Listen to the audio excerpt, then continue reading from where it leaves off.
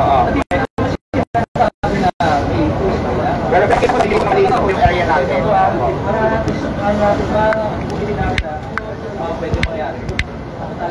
Oo, nakakover, mahugasan pa yan sir, kaya walang yan.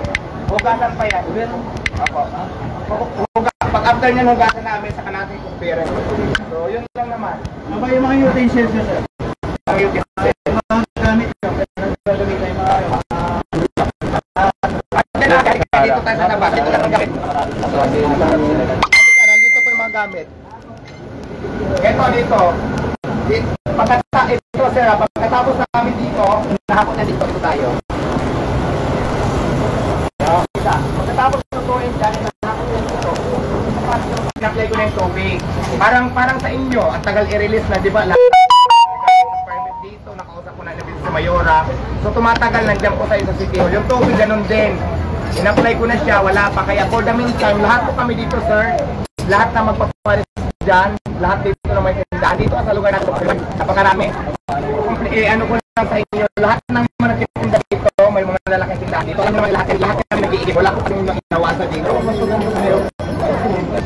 Yes, in-apply ko na yan, sir. Yung tubig natin, in-apply natin. Nakausap na tayo. Kaya ito nga, ang ano ko lang kasi lagi sa inyo, lagi na kay Diwata. Subukan nyo rin i-check yung mga kainan dyan na mayroon dyan, malaki pa dito. Kasi ang nangyayari kasi si Diwata lang, para maging file lang tayo, no? Verify natin. Kaya kayo nag-book. Oh, yes. Kaya nga. Ito na nga. Wait lang po. Ito pa, yung maging resulta ng inspection namin, pwedeng gamitin mo, pwedeng gamitin niya. Okay lang, walang problema. Yes. Wala akong maging problema. Wala na kami sa akin sa Oo. Kasi ganito, iba sabi mo, may nag-reklamo. Ako naman, sabi mo nga, hindi kayo pupunta sa bulan ng reklamo. Pinakita naman ako. Kasi sabi niyo, taga-City Hall. So, para patan nyo din, i-check talaga yung tindahan natin. So, nandito kayo, pinayagan ko kayo, ang daming ng kami. Para at least, wala tayong tinatago. Ngayon, regarding naman dyan sa tao na yun, kasi hindi natin masatabi kasi nakikita ko ngayon, ang daming galit sa akin. Ang daming gustong pabagsakin yung business ko. So, kailangan maging aware din ako na hindi lang ganun-ganun lang kabilis para dahil mayroon na isang tao na sabing may ipit yan, hindi naman totoo, patunayan niya muna. Kaya ang mangyayari din dyan, tumawag din ako ng lawyer ko, providing kami ng kaso. So kailangan ko din malaman yung pangalan niya para mapagsahan.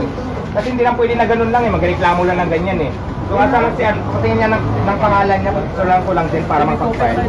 Wala, may kopya ba? picture na yun, Hindi sa akin, mas maganda sa akin. Ay, kung sa inyo lang po. Ayan, yan kuya. So ito, mayroon dito nagreklamo. So, Parisipan na yung original sa kanya. Yes, nandito yung buong details. So, ito, magharap na lang po kung saan kayo magharap. At pinarawan ko na din po sa lawyer ko. So, ngayon, pinakita ako, wala akong tinago po sa inyo. Pinakita ko naman po lahat. Dito kami nagluluto. Yung kainan namin, nakita niyo naman, ang daming tao. So, di ba? Parisipan na lang, binigyan natin nila. Opo, sige po. Ganun na lang po. Kasi hindi naman kasi basta sinabi, nasara na kaagad kasi hanap buhay ito eh. Ngayon, nakikita ko kasi ang daming naninira sa akin. So, hindi ko alam kung sino ba talaga itong tao na to. Hindi ko alam, hindi ko sa kilala eh. Di ba? Kung totoo man to, kaya kailangan ko din siya makaharap. Kung saan man kami sa proper venue kami maghaharap. Basta, ginawa niya sa akin to, ang gusto niya mangyari. Negosyo to sir eh. Hanap buhay namin to, hindi lang ako lahat. Dito kami umaasa, tapos sisiraan niya na ako ng ganun-ganon. So, hindi man din ako papayag sir, na ganun lang din ang gagawin ko sa kanya, gagawin niyo. So, sige. Kasi hindi naman ako papayag na sirain lang ako ng kung sino-sino para lang maisara yung tindahan ko sa dami ng galit sa akin. So, wala tayong tinatago, nandiyan lahat ng camera, pina-inspect ko sa inyo lahat. So, nakita niyo naman. So, kung ano man po yung problema, harapin ko naman. Pero dito sa tao na to, gusto ko rin siya makaharap sa proper venue. Tumawag lang ako sa lawyer ko, papalan namin to ng kaso. Isa pa pong tanong sir,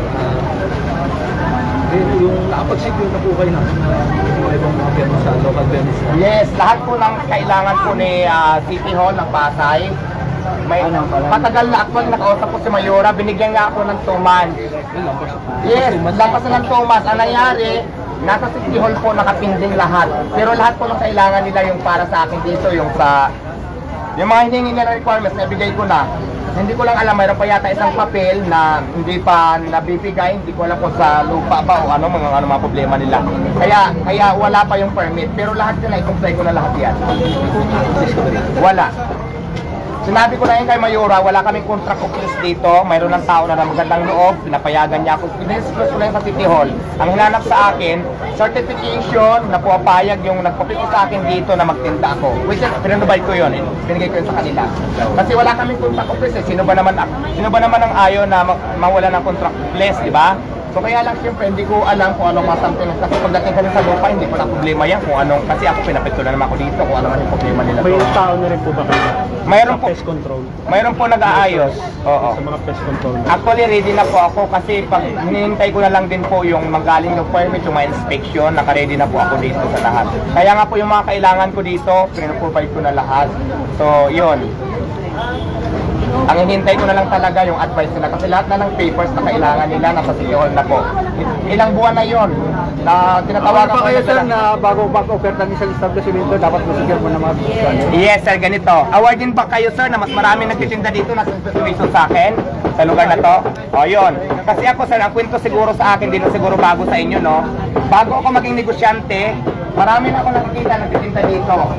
Malalaki pa dito sir, kasi dati kalsada lang ako. Hindi ko nakitaan na ginanito nyo, pero hindi ko kayo na-question doon. Gumaya lang ako. Tapos ngayon, nandito na ako, naitayo ko na ako. Sa dati, kalsada lang ako. Yung advice nila sa akin dati, kasi nakalsada ako. Siguro naman, alam nyo yan, kasi laging viral sa labas. Humanap ako ng pwesto, para hindi na ako magpawisto sa clearing. Ngayon, may pwesto na ako. Naipag-complain naman ako, kasi kailangan daw nito. Sinapit ko naman lahat. May cover yan, nagtataka lang sila. Ayan o, i-cover mo na yan. Eto. Ayan. Oh, ngayon sir, kasi tinatagal nila kasi public out yan. Nakaganito na yan sir. Oh. Ayan, bakit yan?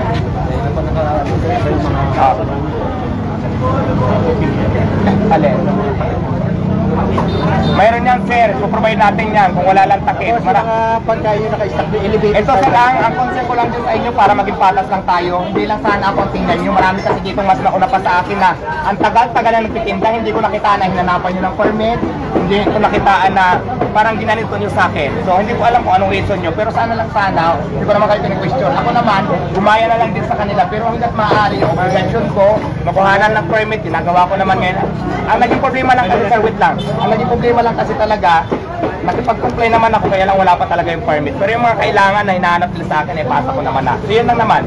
Nandito po kami para i-verify na sa complaint lang yan. Oh yes, kaya nga sir, mas maraming salamat kasi hindi rin naman ako papayag na basta lang tayong siraan. Patunayan na harapin ko to sa proper review. Tinawag ko na rin to sa legal ano ko din.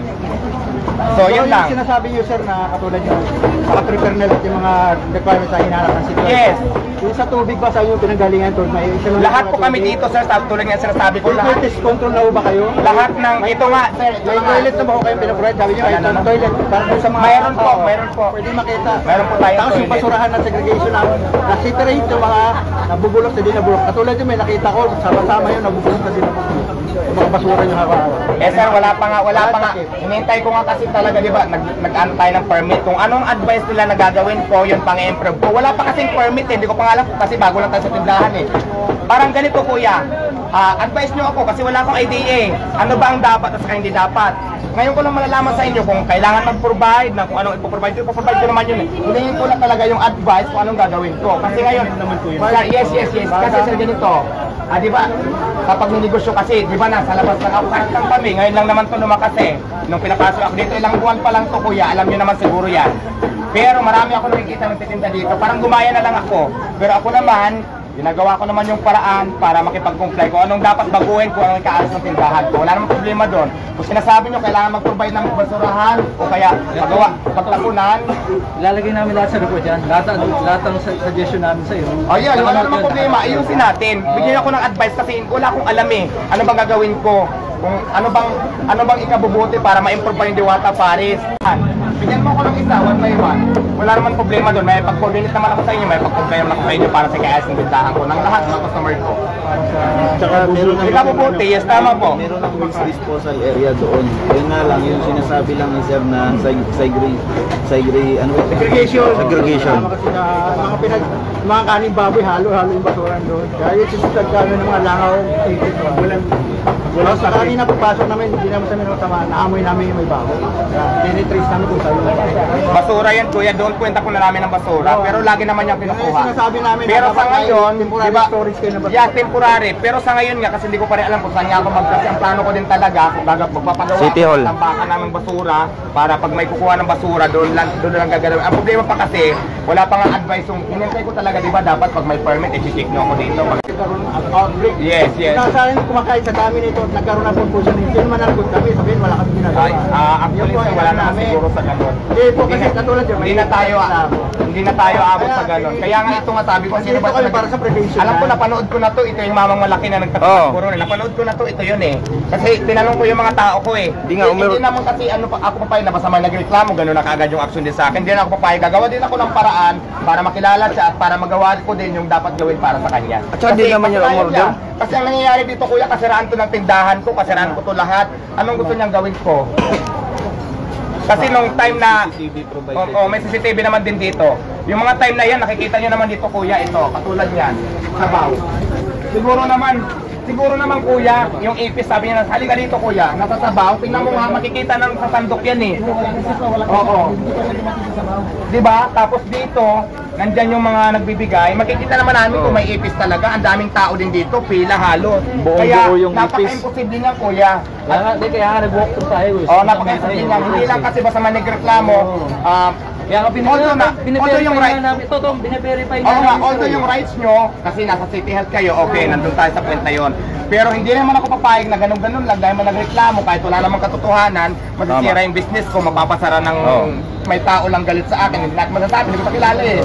So kailangan ko din, Basta yung concern mo dyan, wala kami dyan. Concern namin. yun lang. Sige. Ngayon, tinawag ko na din to, magpapile din ako ng kaso rito. Basta yung gagawa namin magawa Para signal lang po. Willing naman ako sa inyo mga plug coordinate tulad ng sinabi ko na kung halimbawa anong kailangan kong i-provide, gagawin natin ng paraan, wala namang problema doon. Ano pa yung mga nakita natin findings, sinunod natin sa Sige, sige po. siguro, bigyan nyo yung mga 10 minutes para sa dami. Sige po, sige po. Wala namang problema sir, kung ano dapat ayusin yan, ayusin natin. Kasi hindi ko rin alam kung anong gagawin ko eh. Dahil, di ba kung inyong nakita, mga tent lang to dati, hanggang maaga, pinapaayos ko na nga, din na mo para at least maging komportable na. Isang tubig nyo ba? Hindi ba ano ito? Parang connection sa Maynila o nag-iigib lang kayo? Kumukuha na kayo ng... Actually, yung inigiban namin parang Maynila din yata o... Kumaga wala kayong... Kasi dito, wala connection dito, walang... Oo, dito. Pero linya talaga wala. Oo, dito lahat naman kami. Nakukuha lang kayo ng tubig. Lahat ng Okay. Pero yung tubig doon, sir, sa inigiban namin, for sure naman, mayroon din silang, mayroon din silang... Kasi hanapan nyo ng potable... Yes, wala namang malinis yung tubig. Yes, ipoprovide natin yan. Tapos yun nga, sabi ko nga sa inyo, lahat ng mas marami pang nauna nagtitinda sa akin dito, isa lang ang tubig na pinagagalingan natin.